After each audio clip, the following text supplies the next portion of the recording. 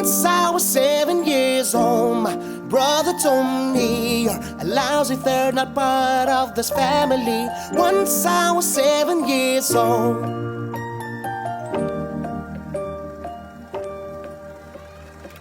It was a dangerous world, we were losing to buggers. Testing and training all of our young. Peter didn't make it. By 11 completed battle school and I moved on. Never someone so young, a child selected for command school. Once I was 11 years old, Valentine told me, go save mankind, no one has a free life to live. Once I was 11 years old.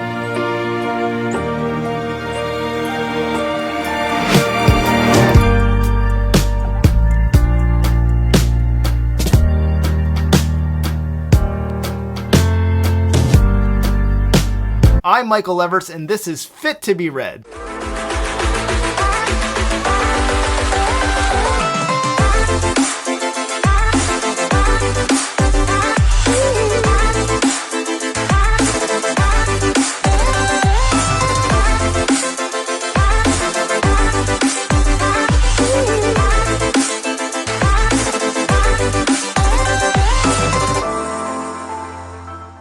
Ender's Game, published in 1985, is Hugo and Nebula award-winning royalty.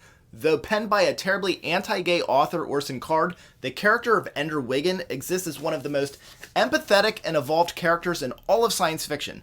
Ender's Game and its sequel, The Speaker for the Dead, are two of the greatest science fiction novels ever written. I would recommend Ender's Game to fans of solid world-building, space opera, and action-packed military science fiction.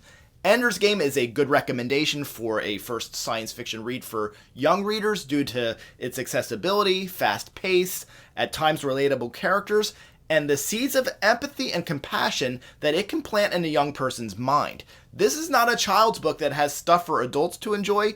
Ender's Game is an adult novel with deep examinations of human behavior, the concept of good versus evil, and the nature of man. On my top 150 science fiction books video, I ranked both Ender's Game and its sequel, Speaker for the Dead, among my top 5 reads of all time. As with each review on this channel, the episode will begin with a spoiler-free review, some character introduction, and plot summary to introduce you to this novel. Following those summaries, I'll announce a 5 likes and 5 dislike segment that will include spoilers for those who've read the novel and just can't get enough. To make sure that you don't miss future reviews, please click the subscribe button and the notification bell now before we begin. Stick with me throughout the full episode as I will be featuring original, recently created, never-before-seen artwork specific to this book. You don't want to miss that, so watch the whole video. Published in 1985, Ender's Game finds a world at war with an alien race nicknamed the Buggers. The aliens are named for their insectoid appearance and possible hive mind type behavior. The Buggers are a formidable and possibly insurmountable threat. The good news is that among several failures and hopeless encounters, humans, under the leadership and actions of war hero pilot Mazer Rackham, scored a battle victory during the second Bugger invasion, a victory that's kept the more numerous and more dominant Bugger force from attacking for a long time. The bad news is that the Buggers are so advanced that any success humans have is short-lived, as the more sophisticated and militarily more adept Buggers immediately adapt and ensure that an attack or strategy used previously will not work a second time. What's the Earth to do? Everything's been tried, they're out of ideas, and the Buggers now have dossier on all of humanity's best strategies. The Earth's days are numbered. If and when the Buggers attack again, that's it, lights out. I'll tell you what they do. They think outside the box. Let's get some genius kids with new ideas and different ways of thinking. Children unencumbered by tactical prejudices or preconceived notions of military limitations, rules, or objectives. Enter the Wiggin family. In this future Earth, children are monitored. Not just watched, actually monitored. They wear a device called a monitor attached to the back of their neck at the base of their brainstem with cerebral connections that record their thoughts, emotions, and actions, and observes everything that they experience. At the opening of the novel, Ender Wiggin, a third, is having his monitor removed after several years of observation. Like his brother Peter and his sister Valentine, he's a genius. targeted by the Earth Force, the International Fleet, and considered as a potential recruit for battle school. Ender is referred to as a third, as families are not meant to or allowed to have more than 2 children unless the government determines special dispensation. Given that this is a family of geniuses, it's no surprise that the Wiggins were granted a third child. Third is also used as a derogatory term by others, especially children. No harassment is worse for Ender than that which he suffers at the hands of his brother Peter. Peter, just as brilliant as Ender, is deemed too violent for battle school, and Valentine, his sister, also brilliant, is deemed too passive and caring. Ender fits the Goldilocks mold and is whisked off to battle school along with a bunch of other genius children, all potentially the one. The one hope for humanity, the one to save the Earth from its impending defeat, the one genius leader who could rise to the top through battle school, command school, and eventually to lead the entire international fleet in their next confrontation with the Buggers. As unusual an idea as children in battle school is, Ender appears to be even younger and smaller than the other children. He's only 6 years old when they select him. Much of who Ender is shaped by the bullying that he faces from his brother and his reflections about how different or similar he may be. The compassion and love of his sister, his handling and training at the hands of the teachers and administrators, and eventually his experiences at the battle school. While Ender's Game engages the reader right from the beginning with action that never lulls, third-person narration deftly shares Ender's thoughts, hopes, and fears, presenting a tragic and brilliant hero. Ender does not know if he is a hero, a monster, or both. Every success Ender enjoys only briefly masks the suffering that he endures. Most of the story takes place outside of Earth's orbit at the International Fleet's battle school. Here's where all of the previously monitored and now selected geniuses from around the world are taught and assessed as potential commanders or leaders. None of these kids are average, and it's worthwhile to have that expectation when you read this book. The majority of the battle school curriculum are wargame skirmishes resembling laser tag and zero gravity. Children are assigned to armies with names like Salamander Army, Rat Army, and Phoenix Army, etc. Each army has a child leader and their own unique brand of leadership style and strategies. The author sets up interesting scenarios and action in the battle room skirmishes. The administrators of the battle school use these to observe each child's leadership abilities and potential as military strategists. In determining if Ender Wiggin is indeed the one, he often faces odds that are stacked against him, both in the battle room and in how other students at the school interact with him. Much like before the battle school, interpersonal relationships are significant obstacles to Ender's self-esteem and success. The author goes to great lengths to share with the reader how Ender thinks and feels. Another device, pun intended, that puts this center stage is the Giant's Drink virtual reality game that Ender and the other students play on their desk device. The author imagined these desk devices as likely giant iPads. The Giant's Drink game is a fantasy game where the children in the battle school face obstacles to reach a giant who cannot be defeated. The teachers at the school use this test to help develop psychological profiles for the children. The author gets quite a few things right about the future, including these desks, and the development and expansion of the internet, and the power of political blogging and social media influencing. The author also gets right an emotional tone with extreme highs and devastating lows. There are many characters who are morally and ethically questionable, but with room for the reader to examine their morality and ethics with an open mind, perhaps empathy, and with an awareness of the impact that extreme conditions place on their sense of humanity. Ender Wiggin is in many ways a character like no other. Some readers may see parts of themselves or their past in Ender Wiggin, and that can only make the reading experience more transcendent and profound. Ender's Game is a fantastic, fit-to-be-read novel featuring start-to-finish action that chooses winners and losers. I have chosen my 5 likes and my 5 dislikes for Ender's Game, and choosing to include spoilers, I will share them now. Like number 1, the book does a great job of deeply examining our world, the costs of war, and misconceptions about good and evil. It is also really successful at pointing out the lengths to which politicians and bureaucrats will go to maintain and extend their power and influence. It is an achievement to do that in a 300-page book about kids playing soldier at battle school. Dislike number 1, I somewhat question why Peter's violent extremes were a disqualifying factor for battle school. Everybody was okay with Ender killing anybody in his path. Do we envision Peter having any less success in battle school? The text seems to suggest that we could have expected similar results, but again, they worried. What? He might be too tough? He might kill somebody?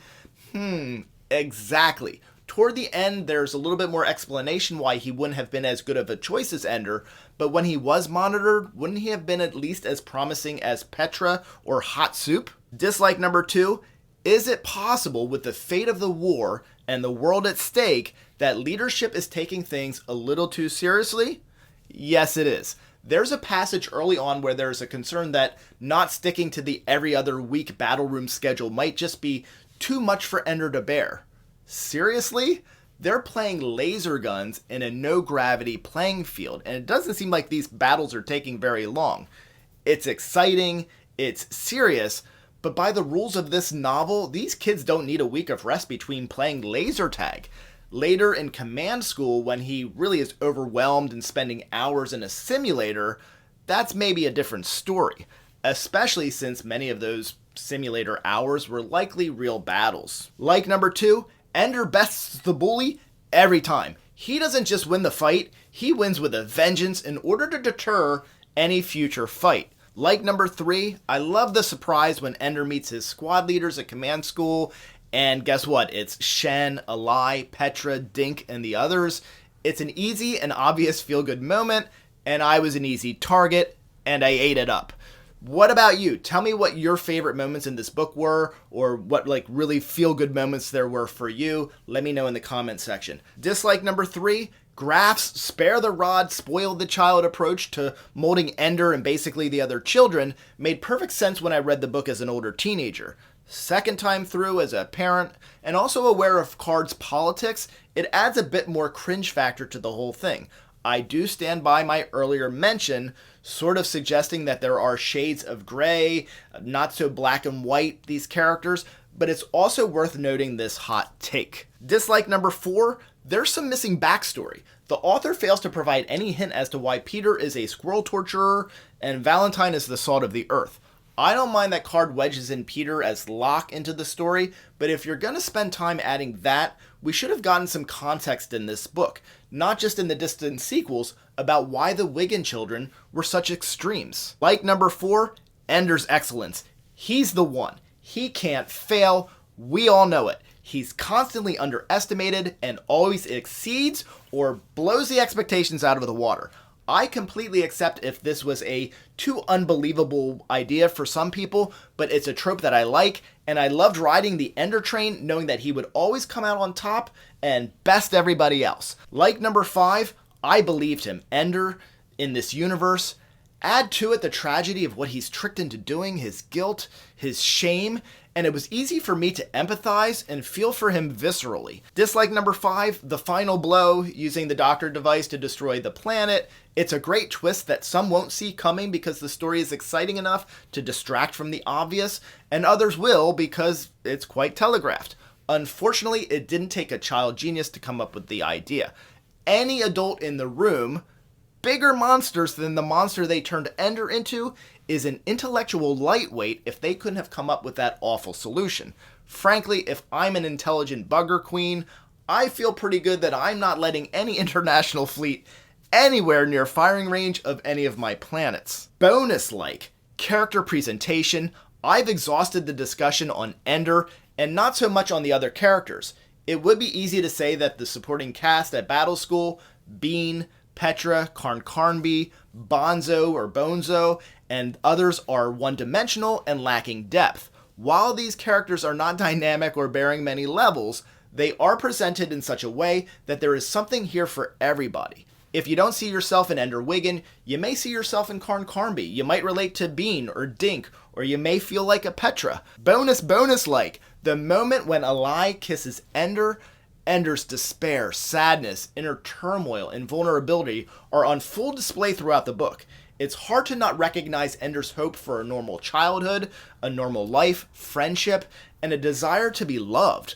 The weight of this moment is only exceeded by the tragedy at the end of the book when it's revealed to Ender that he has extinguished an entire alien race. Bonus, like. The novel is an emotional roller coaster. Children robbed of a chance at a normal childhood is the obvious entry point, and I already mentioned the kiss and the xenocide. Let's go ahead and toss in the ending and Ender's connection to the Hive Queen and the emotions leading to Ender becoming the speaker for the dead and speaking for his brother after Peter's death.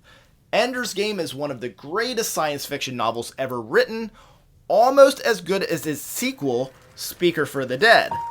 Thank you for watching. I'm Michael Levers. This is Fit to be Read. Please like, please subscribe, please click on the notification bell, and YouTube will let you know every Thursday at 1 o'clock when I release new videos. Thank you. Once I was 7 years old, my brother told me you're a lousy third, not part of this family. Once I was 7 years old.